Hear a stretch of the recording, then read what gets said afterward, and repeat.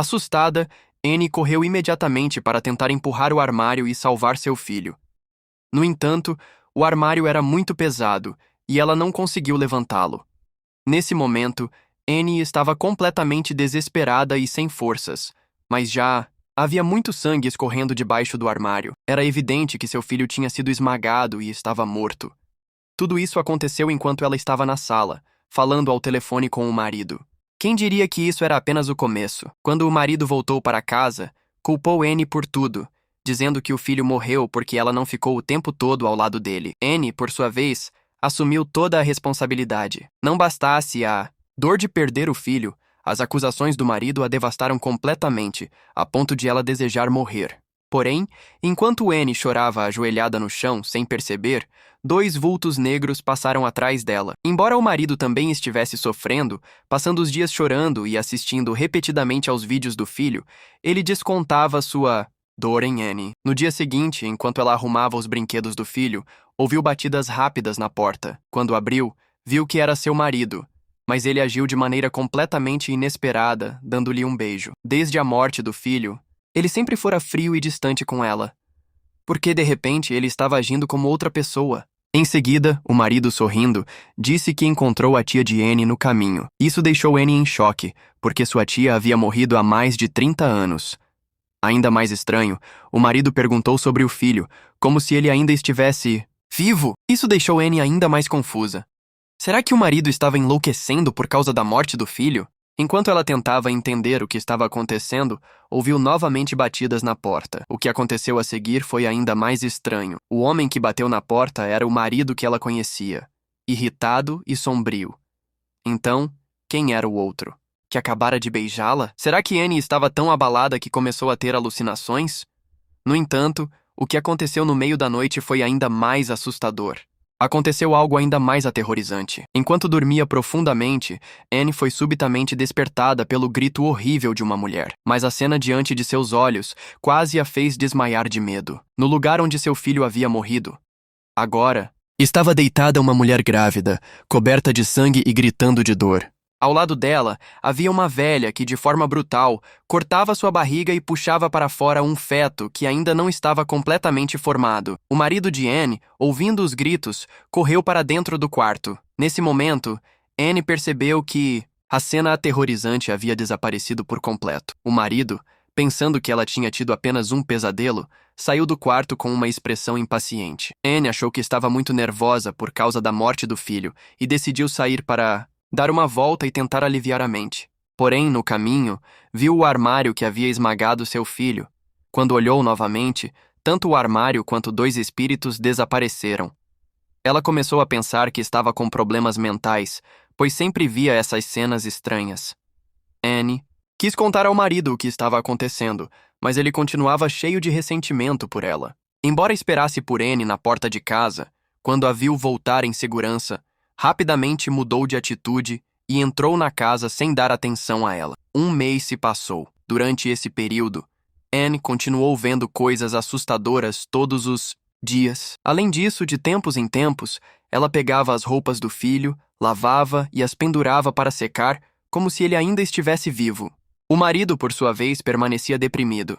Às vezes, ele até confundia outras crianças com seu próprio filho. Certo dia, Anne quis conversar com ele, mas o marido novamente se recusou a ouvir. Sem alternativa, ela foi ao cemitério para desabafar com o filho. Tocando o túmulo do menino, repetiu várias vezes: "Me desculpe." Porém, de repente, ouviu uma voz estranha atrás dela, o que a fez sair correndo de lá. Ao voltar para casa, Anne percebeu que as roupas que havia pendurado para secar haviam desaparecido. Essas roupas eram sua única fonte de consolo, seu apoio emocional. Desesperada, pensou que o marido as tivesse recolhido e correu para o quarto para verificar, mas ao abrir a caixa, deparou-se novamente com uma cena aterrorizante. Dentro da caixa, havia um líquido vermelho que a enchia completamente, e as fotos de seu filho estavam submersas nesse sangue. No entanto, ao ver as fotos, Anne ficou menos assustada. Além disso, as fotos do filho não pareciam mais tão assustadoras. No entanto, ele ficou tão aterrorizado que correu para fora do quarto. Mas o mais estranho foi que, naquele momento, as roupas do filho apareceram novamente no varal. Desde que o filho morreu, Anne começou a ver coisas assustadoras com frequência. Então, ela procurou um padre e contou os eventos estranhos que estavam acontecendo. O padre pediu que ela escrevesse o próprio nome 3 vezes. Em seguida, ele perfurou o dedo indicador dela com uma agulha e passou o sangue no papel. Depois disso, ele dobrou o papel, colocou-o em um copo, despejou água benta e começou a recitar algumas orações. Quando terminou o ritual, ele deu o copo com a água para uma criança médium beber. Logo, a médium começou a ter visões perturbadoras. Após o ritual, o padre explicou a Anne que ela estava sob uma maldição chamada 41 agulhas. Essa maldição é extremamente perigosa, pois faz com que a pessoa fique sem descendentes e seja atormentada por espíritos malignos. Segundo ele, quem lançou a maldição provavelmente era a irmã de seu pai ou a irmã de sua mãe. Para quebrar a maldição, o primeiro passo seria identificar quem a lançou. Quando Anne voltou para casa, ela presenciou algo ainda mais assustador. Desta vez, ela viu a aparência de sua mãe como se estivesse morta, e sua mãe ainda usou uma agulha para perfurar a língua de uma mulher. Após um grito de Anne, tudo voltou ao normal. Mas sua mãe ainda estava viva. Preocupada, Anne decidiu viajar imediatamente para a casa da família. Ao chegar, ela viu que sua mãe e sua avó estavam bem, o que a deixou aliviada. Então, Anne começou a perguntar à sua mãe sobre a história da família, e sua mãe, com lágrimas nos olhos, começou a contar um evento de 30 anos atrás. Sobre a casa da tia, a mãe imediatamente começou a chorar enquanto contava a história de 30 anos atrás. Ela revelou a Anne que, na época, o tio havia perdido todo o dinheiro no jogo e ainda acumulado uma grande dívida. Desesperado, ele decidiu levar toda a família para a morte. Primeiro, ele vendou os olhos das 2 filhas, fingindo que iriam brincar de esconde-esconde, e enquanto elas estavam desprevenidas, as esfaqueou. Em um instante, o sangue espirrou por toda parte e os gritos de dor ecoaram. Depois de matar as filhas, ele foi até o quarto e assassinou a esposa grávida. Após se livrar da esposa e das filhas, ele cobriu o próprio corpo com gasolina e acendeu um isqueiro, ateando fogo a si mesmo. Essa tragédia mostrou que o vício em jogos e drogas não destrói apenas o indivíduo, mas toda a família. Mesmo ouvindo a história da mãe, Anne não conseguiu obter pistas úteis sobre o que queria investigar. Ela decidiu continuar a busca no dia seguinte. Naquela noite, enquanto se aconchegava no colo da avó, Anne falou sobre sua dor de perder o filho, mas não percebeu o olhar de satisfação no rosto da avó. No dia seguinte, Anne começou a visitar lugares e encontrou o vilarejo onde sua tia morava antes de morrer.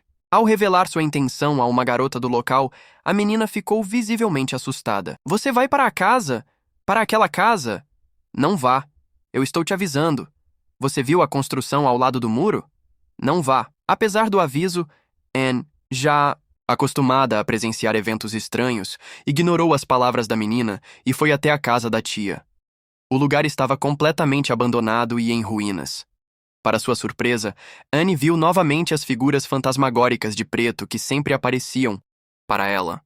Dessa vez, porém, ela não se intimidou com o medo e decidiu segui-las para dentro da casa. No entanto, as figuras desapareceram de repente, como se tivessem levado Anne até lá de propósito.